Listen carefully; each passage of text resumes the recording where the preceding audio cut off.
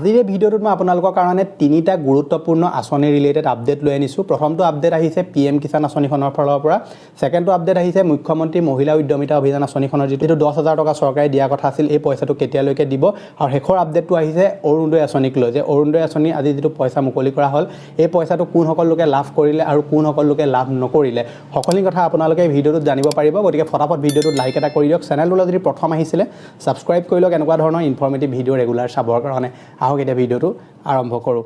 এতিয়া প্ৰথমে আলোচনা কৰি লওঁ PM কিষাণ আঁচনিখনক লৈ, যিহেতু আপোনালোক সকলোৱে অৱগত যে PM কিষাণ আঁচনিখনৰ ওপৰত মই এটা ভিডিঅ' আমাৰ চেনেলত লৈ আনিছিলোঁ। এই ভিডিঅ'টোত কৈছিলোঁ যে চৰকাৰে যিসকল PM কিষাণ আঁচনি হিতাধিকাৰী আছে তেওঁলোকক অতি সোনকালে KYC, লেণ্ড চিডিং আৰু বেংক আধাৰ লিংক এই তিনিওটা ঠিক হৈ আছে নে নাই এবাৰ চেক কৰিবলৈ কৈছে।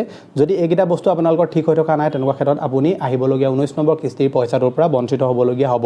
লগতে যিসকলে নতুনকৈ আবেদন কৰিব বিচাৰিছে তেওঁলোককো এতিয়া আবেদন কৰিবলৈ কৈছে। ওচৰৰ CSC চেণ্টাৰ ভিজিট কৰি আপুনি আপোনাৰ আধাৰ কাৰ্ড, লগতে আধাৰৰ লগত লিংক হৈ থকা মোবাইল নম্বৰ, মাটি ৰিলেটেড ডকুমেণ্টছ পৰ্যন্ত লৈ আপোনালোকে আৰু লগতে ৰেচন কাৰ্ডখন লৈ যাব। লগতে আপুনি গৈ মেলি আপুনি ওচৰৰ CSC চেণ্টাৰত গৈ অনলাইনত বা ওচৰৰ আপুনি কেফে এখনত গৈ অনলাইনত আবেদন কৰিব পাৰিব।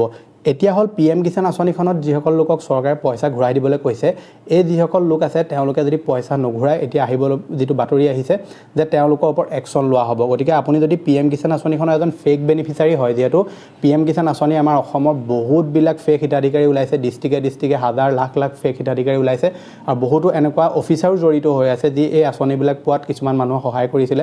গতিকে PM কিষাণ আঁচনিখনৰ পৰা যদি আপুনি ভুৱাভাৱে পইচা লৈ আছে তেনেহ'লে সোনকালে আপুনি আঁচনিখনৰ পৰা চাৰেণ্ডাৰ কৰি দিয়ক। মানে ধৰি লওক আপুনি এজন কৃষক নহয়, PM কিষাণ আঁচনিখনৰ যোগ্য হিতাধিকাৰী যদি নহয়, আপোনালোকে ফেককৈ নথিপত্ৰ বনাই মেলি বা কাৰোবাক পইচা পাতি খুৱাই যদি আপোনালোকে আঁচনিখনৰ সুবিধা লৈ আছে, যিসমূহ চৰকাৰে ক্ৰাইটেৰিয়া বান্ধি দিছে আঁচনিখনৰ পাবৰ কাৰণে, সেই ক্ৰাইটেৰিয়াৰ ভিতৰত যদি আপোনালোক নপৰে তেনেকুৱা ক্ষেত্ৰত কিন্তু আপোনালোকে শাস্তিৰ সন্মুখীন কৰিবলগীয়া হ'ব পাৰে। সেইকাৰণে আপোনালোকে সোনকালে PM কিষাণ আঁচনিৰ যিটো চেৰেণ্ডাৰ অপশ্যন আছে তাত গৈ মেলি আপোনালোকে আঁচনিখনৰ পৰা নিজৰ নাম আঁতৰাই দিব পাৰে।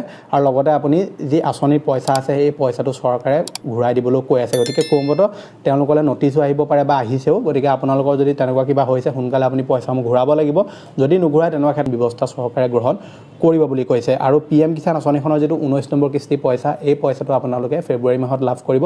অফিচিয়েল এতিয়ালৈকে একো ডেট অহা নাই, কিন্তু বৰ্তমান যি নিউজ পৰ্টেলত জানিব পৰা মতে আপুনি ফেব্ৰুৱাৰী মাহৰ লাষ্টৰ ভাগত বা ফেব্ৰুৱাৰীৰ মাজত আপোনালোকে PM কিষাণৰ 19 নম্বৰ যিটো কিস্তি পইচা, এই পইচাটো আপুনি লাভ কৰিব। কিন্তু আপোনালোকে যদি এজন PM কিষাণ আঁচনি হিতাধিকাৰী অলৰেডি হৈ আছে তেনেকুৱা ক্ষেত্ৰত KYC, লেণ্ড চিডিং আৰু বেংক আধাৰ লিংক এইকেইটা ঠিক হৈ আছে নে নাই আপুনি এবাৰ চেক কৰি চাওক আপোনাৰ ষ্টেটাছটো। যদি এইকেইটা ঠিক হৈ নাথাকে তেনেকুৱা ক্ষেত্ৰত আপুনি আঁচনিখনৰ পৰা পইচা লাভ নকৰিব। আগবাঢ়িছে পিছৰটো খবৰলৈ, যিটো খবৰ হৈছে অৰুণোদয় আঁচনিৰ লগত ৰিলেটেড।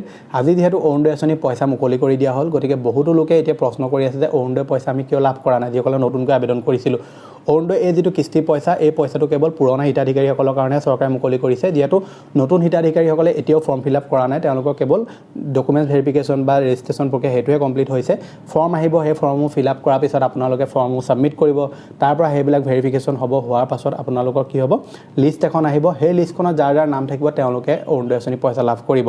কিন্তু যিসকলে এতিয়া নতুনকৈ আবেদন কৰিম বুলি ভাবি আছে বা ধৰি লওক ৰেজিষ্ট্ৰেশ্যন কৰিছে তেওঁলোকে আজি পইচা লাভ নকৰে, কেৱল পুৰণা হিতাধিকাৰীসকলেহে আজি পইচা লাভ কৰিব।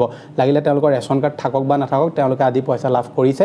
কিন্তু যদি তেওঁলোকে এইবাৰ নতুনকৈ আবেদন নকৰিলে বা আবেদন কৰিব নোৱাৰিলে বা আবেদন কৰোঁতে তেওঁলোকে যদি ৰেচন কাৰ্ড নিদিলে তেনেকুৱা ক্ষেত্ৰত কিন্তু বা ৰেচন কাৰ্ড নাই তেনেকুৱা ক্ষেত্ৰত কিন্তু তেওঁলোকে আহিবলগীয়া যেতিয়া নতুন লিষ্ট আহিব সেই লিষ্টসমূহৰ পৰা তেওঁলোকৰ নামসমূহ কাটি দিয়া হ'ব।